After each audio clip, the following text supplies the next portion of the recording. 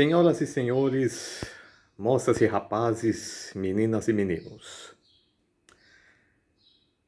há quanto tempo que se arrasta a crise do transporte coletivo em Natal, no Rio Grande do Norte?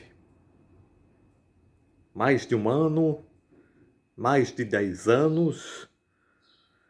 Nada mais, nada menos que, pasmem, meio século. Entra prefeito, sai prefeito, entra secretário de mobilidade, sai secretário de mobilidade, os problemas continuam os mesmos.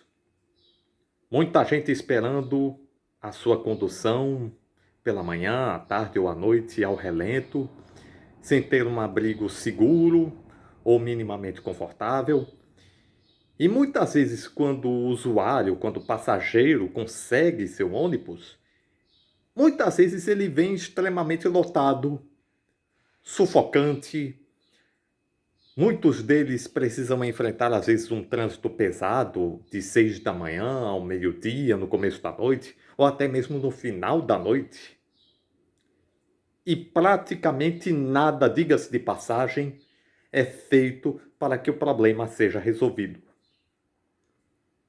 As empresas que nos oferecem transporte coletivo muitas vezes ameaçam encerrar as atividades, porque não tem dinheiro suficiente para manter os seus funcionários, seus motoristas. Até alguns anos atrás, os cobradores, cuja figura já foi praticamente extinta por aqui. E muitas vezes, quem depende desse tipo de locomoção para andar pela cidade, fica no prejuízo. Toda vez que o prefeito municipal ameaça subir a despesa do transporte, com toda a razão do mundo, existe uma gritaria na cidade toda, na Natal toda. Uma revolta, uma indignação. Porque de que adianta uma despesa cara se o serviço é ruim? É óbvio que a lógica não se sustenta. Lógico que esse raciocínio não tem razão de ser.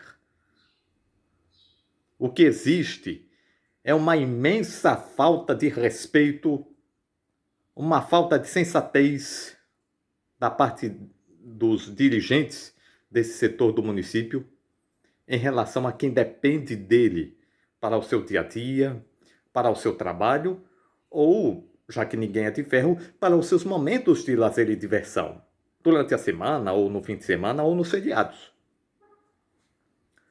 Até quando o nosso povo natalense se verá obrigado a aturar tudo isso? Até quando os passageiros, os usuários de transporte vão ter que aguentar essa situação interminável? Muito se fala nos últimos anos em uma licitação de transporte coletivo. Mas sempre existe uma verdadeira guerra entre a administração municipal, a Câmara dos Vereadores e os empresários desse setor. Os empresários querem aumentar o preço da passagem, com respaldo da administração do município, mas os vereadores acreditam que isso não pode acontecer porque será um sofrimento financeiramente falando para os usuários. E sempre existe esse cabo de guerra que parece não terminar nunca. Muitas vezes, num dia de domingo, como eu percebi recentemente, teve gente que desistiu. Eu vou repetir, desistiu de esperar seu ônibus, porque teve que esperar mais de 1 hora e meia, 2 horas, para poder se deslocar, por exemplo, da Salgado Filho para a Ponta Negra. Ou então, da Cidade Alta para a Zona Leste, Tirol, Petrópolis.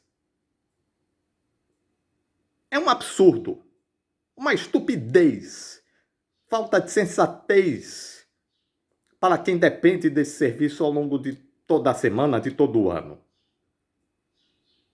Nossa cidade, eu e com certeza você de Natal, estamos cansados de ter que enfrentar esse tipo de situação. e sem ter uma esperança, sem ter uma expectativa de que isto realmente se solucione. E enquanto isso, a guerra continua entre políticos e empresários, uns querendo aumentar o preço, outros ainda querendo recuar, com medo de que a opinião pública se revolte, como se não tivesse razão, né?